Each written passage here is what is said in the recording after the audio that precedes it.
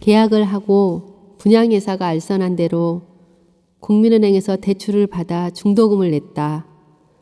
잔금은 상인들의 임대보증금으로 대체되니 걱정 말라 했는데 언제 그랬냐는 듯 말을 바꿔 어쩔 수 없이 또 힘들게 마련하여 잔금을 치렀다. 완공을 몇 달 앞둔 2010년 2월 25일 내 호스의 상가를 추첨했다. 이제 상가만 오픈하면 고생 끝, 행복 시작이 될 것만 같았다.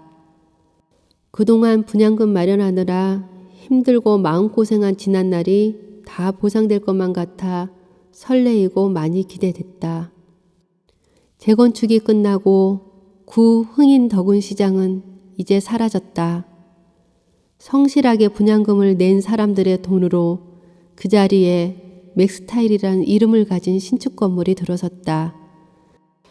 그들이 약속한 준공일인 2009년 9월이 아닌 1년이나 지연된 2010년 10월에 Am I lost? Sent too far 온라인이거나 오프라인이거나 Will my baby come running 24시간 back to play? 스타일이 살아있다. Oh baby, oh baby, 온라인, 오프라인 패션몰 Always Style Up, Make Style. 동대문 운동장 옆 지금의 건물은 맥스타일입니다. 그곳에 상가를 임차 분양한다는 광고를 듣고 그곳에 가서 계약을 했습니다. 물론 그때 제 나이도 만 65세가 넘었습니다. 그래서 노후 대책을 한다는 그런 생각에 거기에 계약을 했습니다. 근데 그때 당시 시행사 쪽에서는 너무나도 황홀하고 좋고 또 그것이 내 마음에 닿아서 계약을 시행하게 됐습니다. 그런데 지금 와서 보니까 올해 벌써 지금 현재까지 만 9년이 넘었습니다. 일전 한 푼도 여태 만져본 일이 없고 이미 거기에 투자한 그 돈마저 저들은 뺏으려고 가진 노후 대비는 산산조각나고 인생이 부서지기 시작했다. 자, 맥스타일 사기부장입니다. 여기 피해자가 임대부장 받은 사람 1,500명, 조합원 1,000명, 약 한 3,000명 이상의 피해를 입었습니다. 자, 찍어. 경찰 보고해, 김을 파는 거. 보셨죠?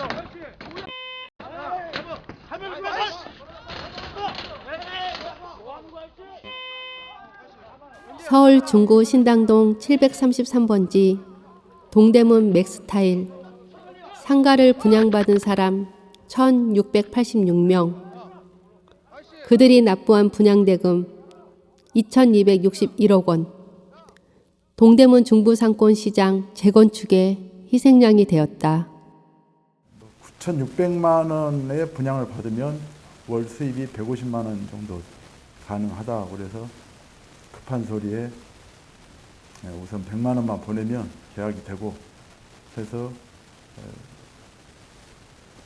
또 그렇게 믿고 100만 원을 보냈습니다. 그래서 그 분양 회사에서 뭐 서류 작성해서 자기들이 도장 파서 자기들이 저는 뭐 돈만 100만 원 줬더니 그런 식으로 계약서를 해가지고 또 가지고 내려왔더라고요.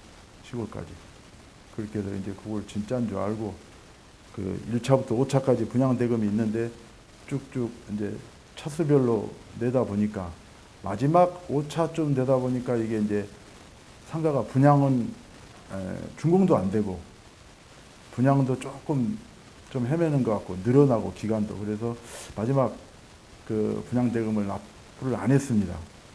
그리고 그 후로 해약을 요청을 했죠. 돈도 없고 그래서 지금까지 낸 돈은 계약금은 다 떼도 좋으니까 빼고 해약을 해달라 하는 상가를 받을 여력이 없다 이렇게 했는데 그게 받아들여지지 않고 계속 이제 그 명의를 제 앞으로 돌려버리더라고. 돈도 완납도 안 했는데도 불구하고 이름을 저 앞으로 해서 그 후로는 그걸 가지고 계속 관리비 청구도 들어오고 이런 식으로 해가지고 최근에는 그 누적이 되다 보니까 관리비 무슨 뭐 상가가 오픈돼가지고 보지도 못했습니다. 3층 204호를 배당됐는데 한 번도 가보지도 못했고 상가가 뭐 오픈이 안 뭐 3층 상가 문도 뭐 사람 하나도 없는데 가면 뭐 합니까? 관리비는 계속 들어오고 그래서 계속 버티다 보니까 최근에는 모든 저에 대한 은행 거래 은행 구자를 다 이제 차압을 해버린 거죠. 엑스타일 관리 회사에서 그것도 그래서. 신문 조선일보 대형 1, 2면 대형 분양 광고를 보여줬어요. 근데 그거가 그 흥인 더군 시장님들이 재건축 상가를 건축하는 그 건물을 분양하기 때문에 내가 또 신당동에서 태어났기도 했기 때문에 거기가 신당동이고 자리가 좋아서 분양 대금을 이제 대우건설로 넣으라고 그래서 분양 대금을 몇 달 넣었거든요. 근데 그 몇 달 넣으니까 이제 서명을 하러 오라고 그래서 가서 서명을 하고 나니까 여기저기 뭐 서명하라는 대로 하고 나서 그걸 받아들고서 집에 와서야 그 내용을 알았어요. 완전 사기 분양이라는 것을요. 나중에는 임대분양계약서라는 자체가 임차권을 분양한다고 거기 써 있으면서도 불과 1조, 2조가 전혀 틀리게 그걸 완전 무효화, 준공만 되면 무효화해서 임차인으로 만든다고 나와요. 그러면 이건 몇 단계 벌써 3단계 사기잖아요. 상인을 입점시켜 임대료를 받으려면 임대차 계약서를 미리 작성하라 했다. 상가를 분양받았으니 신축 후 당연히 임대를 놓는 줄 알았다. 내 점포에 입점할 상인과의 임대차 계약인 줄 믿고 한치의 의심 없이 그들의 요청대로 작성해 준 것이 화근이었다. 그때까지도 분양으로 포장한 임대인 줄은 까마득히 몰랐다. 분양인 줄 알았기에 임대를 놓는 것으로 알고 작성한 임대차 계약서는 임대료를 받는 것이 아니었다. 반대로 매달 임대료와 관리비를 내야 하는 임차인이 되는 것이었다. 우리는 어차피 임차인으로 된 형편에서 전차인에 대한 전 운영권을 그 맥스타일 관리회사가 가져간 거예요. 그러면 공실 운영을 하질 말았어야 되는데 공실 운영을 해서 그 임대인들은 차임을 못 받으니까 또 차임 소송을 해서 지금 현재 다 이제 차임으로다가 임대보증금은 다 그냥 없어져 버리고 또 관리비까지 몇백만 원씩 내지 않으면 그걸 이제 화해 조정도 안 해주고 그런 상태거든요. 지금 7층이 바닥이 뭐 그냥 시멘트 울룩불룩한 뭐 자갈밭 같아요. 그런데도 여전히 거기에 저쪽 주 변호사는 분양대금 반환 소송 같은 데서 7층 다 공사를 했다고 그러더라고요. 그래서 나는 그동안 했나 보다 그러고 가봤는데 안 했어요. 그러면 법정에서 거기에 주 변호사가 그렇게 거짓 증언까지 해도 법원은 그거를 판단을 그냥 완전히 아무것도 안 하고 있다는 것밖에 안 되거든요.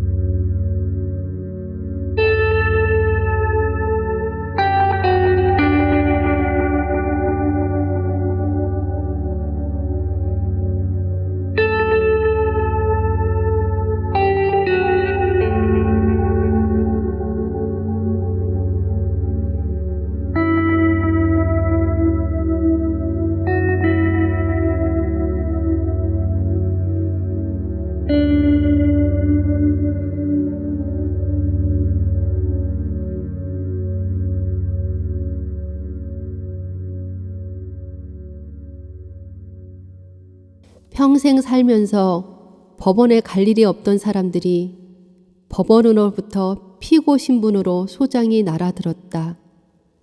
지금까지 일면식도 없는 상가 주인이란 자로부터 그동안 밀린 차임을 내놓으라고 차임 소송을 걸어왔다.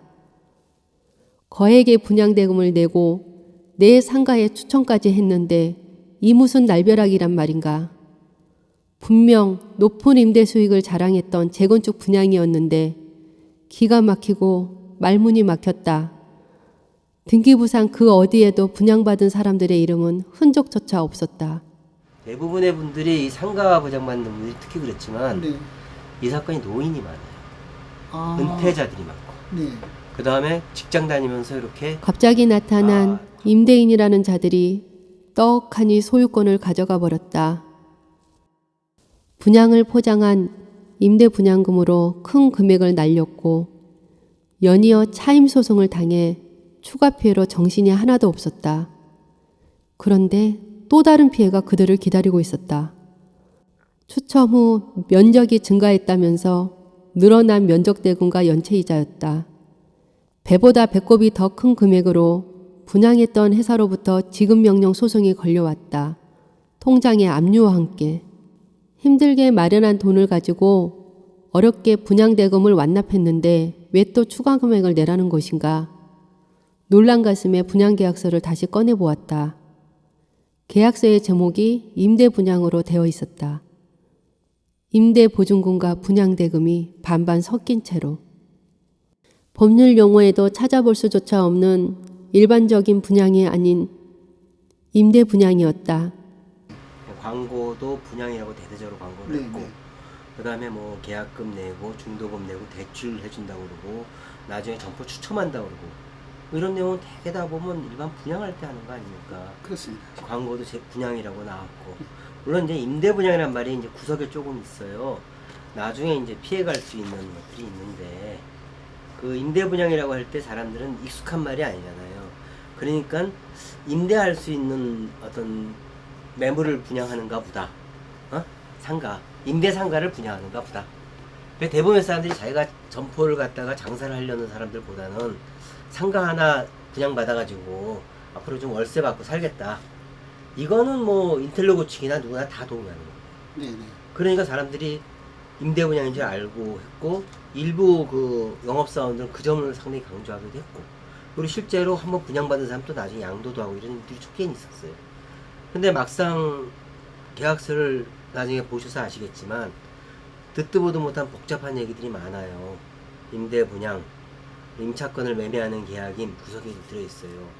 그리고 또 결정적으로 임대면 중요한 것이 임대이고 분양이면 분양이지 듣도 보도 못한 임대 분양이라니. 동대문과 남대문 시장에만 형성되어 있는 시장 상인을 모집하는 임차권 분양이었던 것이다. 재건축 분양으로 현혹되어 분양회사의 설명만을 그대로 믿고 계약서를 확인하지 못한 채 도장을 찍은 것이 치명적인 실수였다. 출판 뭐 이런 거 하던 회사가 네. 그냥 부동산 개발업이라는 식으로 내용을 변경해서 그냥 이걸 바로 한 거예요. 아, 그리고 여기 자산이라는 것들도 나중에 그 수분양자한테 결국 받게 되는 네. 그 분양대금 네. 뭐 그거예요. 그러니까 돈도 없고 사람도 없고 일도 없고 그런 회사예요. 그 회사가 자기 것도 아닌 조합원들의 물건을 갖다가 네. 조합 이 2천 몇백 명의 분양자들한테 네. 3.9제곱미터짜리 작은 예. 신문지 한 장의 면적을 갖다가 네. 5천만 원, 1억, 2억씩 받고 판 겁니다. 판다고 하면서 임대 분양을 한 겁니다. 제가 받은 평수가 실평수가 1.4평인가 1.4평인가 5평. 요걸 9,600만 원을 주고 그것도 임차 분양이라고 그랬어요. 누가 그때 분양 당시에 임대차 분양이다 그러면 누가 하겠습니까? 1.4평 가지고 9,600만 원씩 주고. 택도 없는 소리지. 그들이 계약한 것은 분양이 아니라면 도대체 그 무엇이란 말인가? 그토록 힘들게 마련한 돈과 중도금 대출까지 받아 분양대금 납부하고 추천까지 했건만 소유권도 없고 채무자 신세가 되어버린 임대분양. 분양대금을 뜯긴 것도 모자라 면적 증가, 차임, 그리고 관리비까지 연쇄 피해가 이어지면서 인생은 무너지기 시작했다. 평범하게 살아가던 대한민국의 서민들이었다. 인텔로그 DLC 이 회사하고 지금 사건에 휘말려 있는 이분들하고 지금 소송이 연결돼 있는 것이 몇 건이 있나요? 지금 몇 건이나 되나요 이게? 끊임없이 지금 뭐 끊임없이. 예, 수십 건, 뭐 수백 건 예. 계속 되고 있죠. 네. 계속 있었고 네. 또 지금도 되고 지금도 있고. 이루어지고 있고요. 예. 법원을 한 번 왔다 가려면 전철을 8번을 타야 집에 가요. 한 번에 4번씩 타니까 올 적에 4번, 갈 때 4번 이렇게 전철을 8번을 타고 이 법원을 오는 건데 법원 근처에도 안 가던 사람들이 임대 분양 피해로 돈은 돈대로 잃고 억울한 피고 신세가 되어 재판에 나가야 했다. 끝없는 눈물과 함께 그들은 기나긴 싸움을 해야만 했다.